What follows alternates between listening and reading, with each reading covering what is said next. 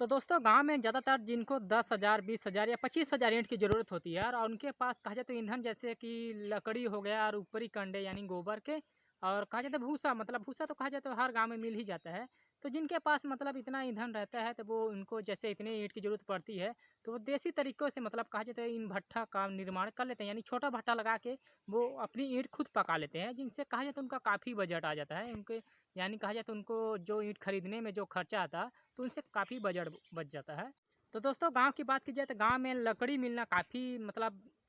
काफ़ी आसानी से मिल जाती हैं और वहीं का बात की जाए गोबर ऊपरी कंडे तो इनकी भी मतलब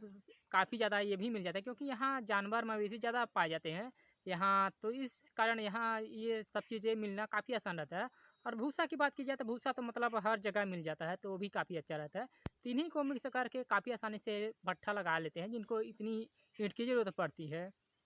तो इसके लिए जो भी मिट्टी लाई जाती है, यानी जो मिट्टी इनके लिए ईंट बनाने के लिए जो मिट्टी इस्तेमाल की जाती है तो या तो उनके खुद घर की होती है, यानी खेत में जो उनकी मिट्टी जो ईंट बनाने के लिए सही रहती है उन इस मिट्टी का इस्तेमाल करते हैं, या फिर कहा जाए तो जो ईंटी मिट्टी उनके पास यदि खेत बना मतलब खेत में वो ऐसी मिट्टी नहीं मिलती है तो ऐसी मिट्टी को मंगा लेते हैं। जैसे 10 मतलब कहा जाए तो यदि 5-6 ट्राली तक भी यदि मंगा लिया जाता है तो उनके लिए उतनी ईंट काफ़ी हो जाती है, यानी कहा जाए तो 10-15 हज़ार ईंट काफ़ी आसानी से निकल जाती हैं 5-6 ट्राली में। तो इस प्रकार वो मतलब मिट्टी को मंगा कर भी ईंट बना लेते हैं और काफ़ी अच्छे से पका लेते हैं।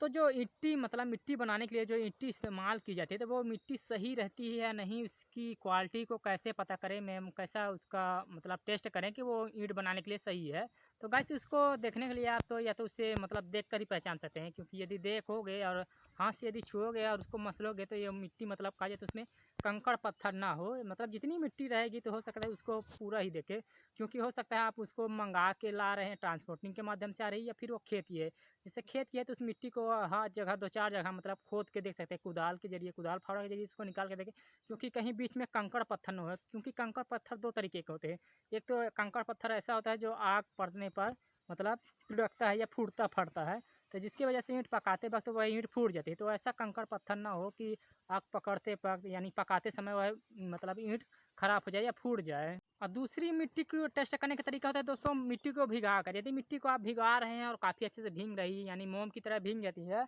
और पलटने पर काफ़ी अच्छी से मतलब मिट्टी लस आ रही है यानी ईंट बनाने के लिए परफेक्ट है, तो उस प्रक्रिया से मतलब मिट्टी का भीगना भी देख कर आदमी को पता चल जाता है कि मिट्टी काफ़ी अच्छी है। और तीसरा तरीका है दोस्तों मिट्टी को मतलब बनाकर, जैसे मिट्टी आप बनाओगे तो काफ़ी अच्छा बनाने में लगेगा और उससे को जैसे सूखने तो वह मिट्टी मतलब सूखते समय 2 भाग में कटेगी नहीं, यानी 2 अक्सर देखा जाता है कि मिट्टी जैसे सूखने लगती है, ईंट सूखने लगती है बनाने के बाद, तो वो 2 भाग में कट जाती है, यानी 2 भाग में बढ़ जाती है। तो उस प्रकार यदि मिट्टी ना हो तो मिट्टी काफ़ी अच्छी रहती है। और तीसरा दोस्तों मतलब मिट्टी को थोड़ा जैसे सूखने के बाद भी देखा जाए तो कहीं पर मिट्टी को अच्छा ईंट को अच्छे से चेक कर लिया जाए कि मिट्टी कहीं मतलब ईंट कहीं भी इससे मतलब थोड़ा सा भी क्रैक तो नहीं है। यदि क्रैक ऐसे भी स्थिति में यदि आता है तो उसको भी आप कम कर सकते हैं। जो राइस मिल में जो भूसा निकलता है, जो धान का भूसा होता है, उसको मिक्स करके आप उस मिट्टी के कटाव को कम कर सकते हैं, यानी जो ईंट में कटना होता है तो यदि इसको आप मिक्स करोगे उस भूसे को तो वह मतलब मिट्टी काफ़ी कटाव कम हो जाता है। तो गाइस इस प्रकार गाँव में कहा जाए तो बहुत से भट्ठे मतलब छोटे-बड़े भट्ठे इस प्रकार लगा लिए जाते हैं, जिनको लगाना थोड़ा बहुत आता है, तो वो इस प्रकार मिट्टी मतलब मिट्टी मंगा कर या मिट्टी जैसे खेत में है तो उसी को निकाल कर ईंट बना लेते हैं और उस ईंट को पका भी लेते हैं, काफ़ी अच्छे से ईंट पक भी जाती है। जिसमें आपको कोयला भी डालना पड़े तो डाल सकते हैं, यदि नहीं डालना पड़ता तो भी नहीं डाल सकते हैं, क्योंकि दोनों तरीकों में ईंट काफ़ी अच्छे से पक जाती है। तो यह प्रक्रिया मतलब उन लोगों के लिए काफ़ी अच्छी रहती है जो मतलब ये 1 बार 2 बार कर चुके हैं, तो उनके लिए काफ़ी आसान रहता है। उनको जितनी भी ईंट ज़रूरत पड़ती है जैसे 10-20 हज़ार 30 हज़ार तो वो इस प्रकार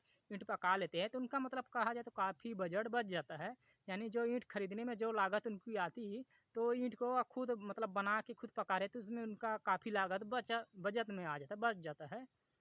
तो दोस्तों गाँव में ये तरीका काफ़ी आसान होता है, जिनके पास ऊपरी कंडे एवं लकड़ी है तो उसके माध्यम से पका सकते हैं, या फिर जिनके गाँव में मतलब कहा जाए तो ये सब उपलब्ध नहीं हो पाता तो वो केवल भूसा बस से ईंट को पका सकते हैं, यानी रिंग भट्टे में केवल भूसा इसका इस्तेमाल होता है। तो रिंग भट्ठा डाल के भी काफ़ी अच्छे से ईंट पका लेते हैं, तो उसमें की भी ईंट काफ़ी अच्छी आती है और उसको भी आप करीबन 10-15 हज़ार से जितना बड़ा तक रख सकते हैं और उसमें की ईंट तो कहा जाए तो काफ़ी अच्छी आती है। तो दोस्तों आज की वीडियो में बस इतना ही था, मिलते हैं किसी नेक्स्ट वीडियो में।